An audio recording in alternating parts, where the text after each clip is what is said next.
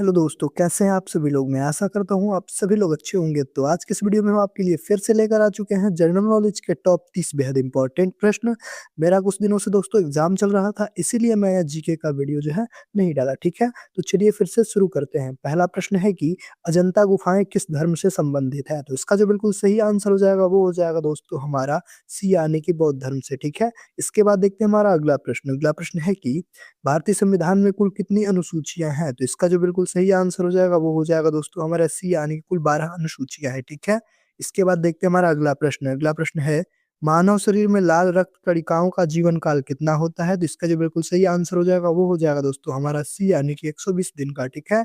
इसके बाद देखते हैं अगला प्रश्न। हमारा अगला प्रश्न है कि भारत का सबसे बड़ा डेल्टा कौन-सा है? तो इसका जो बिल्कुल सही आंसर हो जाएगा वो हो जाएगा दोस्तों हमारा सी यानी कि सुंदरबन डेल्टा, ठीक है? इसके बाद देखते हैं हमारा अगला प्रश्न। अगला प्रश्न दे रखा है कि नीति आयोग का गठन किस तारीख को हुआ था? तो इसका जो बिल्कुल सही आंसर हो जाएगा, वो हो जाएगा दोस्तों हमारा 1 जनवरी 2015 को, यानी कि इसका बिल्कुल सही आंसर हो जाएगा, ठीक है?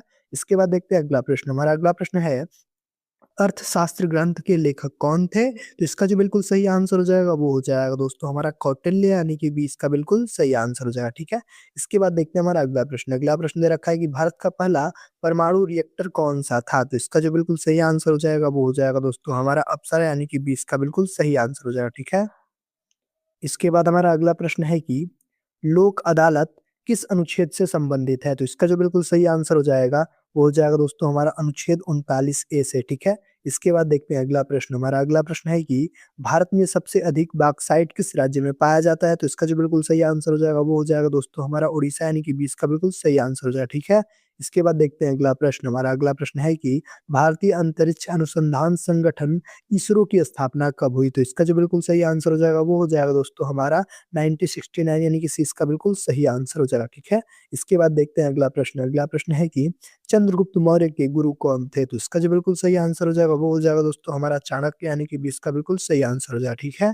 इसके बाद देखते हैं हमारा अगला प्रश्न। अगला प्रश्न है भारतीय संसद के संयुक्त सत्र में कौन-सा मतदान नहीं करता है? तो इसका बिल्कुल सही आंसर हो जाएगा, दोस्तों मतदान नहीं करता वो होता है हमारा राष्ट्रपति, यानी कि सी इसका बिल्कुल सही आंसर हो जाएगा, ठीक है? इसके बाद देखते हैं अगला प्रश्न। अगला प्रश्न है कि विटामिन सी की कमी से कौन-सा रोग होता है? तो इसका जो बिल्कुल सही आंसर हो जाएगा, वो हो जाएगा दोस्तों हमारा बी, यानी कि स्कर्वी, ठीक है? इसके बाद देखते हैं अगला प्रश्न। अगला प्रश्न है कि भारत का सबसे ऊँचा गुरुत्वीय बाँध कौन-सा है? तो इसका जो बिल्कुल सही आंसर हो जाएगा, वो हो जाएगा दोस्तों हमारा ए, यानी कि भाखड़ा, ठीक है? इसके बाद देखते हैं अगला प्रश्न। अगला प्रश्न है कि रॉलेट एक्ट किस वर्ष लागू किया गया था? तो इसका जो बिल्कुल सही आंसर हो जाएगा, वो हो जाएगा दोस्तों हमारा वर्ष 1919, यानी कि सी इसका बिल्कुल सही आंसर हो जाएगा, ठीक है? इसके बाद देखते हैं हमारा अगला प्रश्न। अगला प्रश्न है कि भारत में मौद्रिक नीति की घोषणा कौन करता है? तो इसका जो बिल्कुल सही आंसर हो जाएगा, वो हो जाएगा दोस्तों हमारा सी, यानी कि आरबीआई, ठीक है? इसके बाद देखते हैं अगला प्रश्न। हमारा अगला प्रश्न है कार्बन डेटिंग का उपयोग किसके लिए किया जाता है? तो इसका जो बिल्कुल सही आंसर हो जाएगा, वो हो जाएगा दोस्तों हमारा आयु निर्धारण, ठीक है? यानी कि 20 का बिल्कुल सही आंसर हो जाएगा। इसके बाद देखते हैं अगला प्रश्न। अगला प्रश्न है कि भारत का सबसे बड़ा तटीय राज्य लंबाई के आधार पर कौन-सा है? तो इसका जो बिल्कुल सही आंसर हो जाएगा, वो हो जाएगा दोस्तों हमारा गुजरात, ठीक है? यानी कि 20 का बिल्कुल सही आंसर हो जाएगा। इसके बाद देखते हैं हमारा अगला प्रश्न। अगला प्रश्न ये रखा है कि अशोक स्तंभ में कुल कितने सिंह हैं? तो इसका जो बिल्कुल सही आंसर हो जाएगा, वो हो जाएगा दोस्तों हमारा कुल 4 है, ठीक है? यानी कि सी इसका बिल्कुल सही आंसर हो जाएगा, ठीक है? इसके बाद देखते हैं अगला प्रश्न।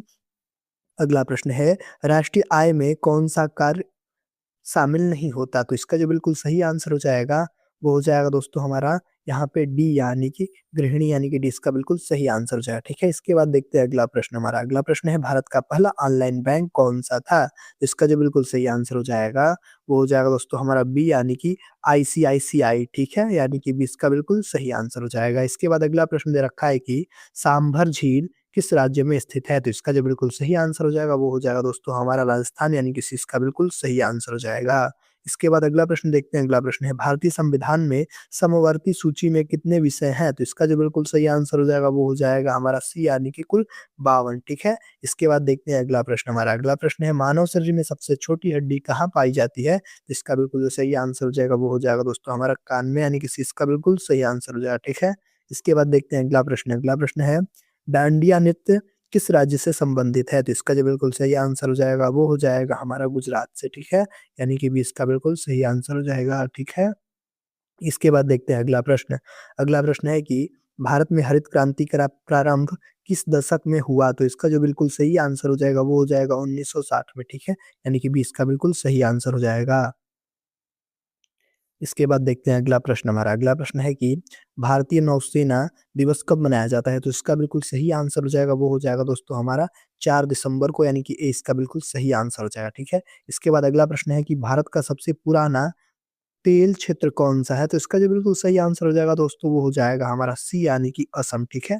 इसके बाद देखते हैं अगला प्रश्न हमारा। अगला प्रश्न है कि राष्ट्रपति शासन अधिकतम कितने समय तक लगाया जा सकता है? तो इसका जो बिल्कुल सही आंसर हो जाएगा वो हो जाएगा दोस्तों हमारा 3 वर्ष, यानी कि डी इसका बिल्कुल सही आंसर हो जाएगा, ठीक है? इसके बाद देखते हैं हमारा अगला प्रश्न। अगला प्रश्न है कि पृथ्वी का सबसे घना ग्रह कौन-सा है? तो इसका जो बिल्कुल सही आंसर हो जाएगा वो हो जाएगा दोस्तों हमारा यहाँ पे पृथ्वी, ठीक है? यानी कि सी इसका बिल्कुल सही आंसर हो जाएगा, ठीक है?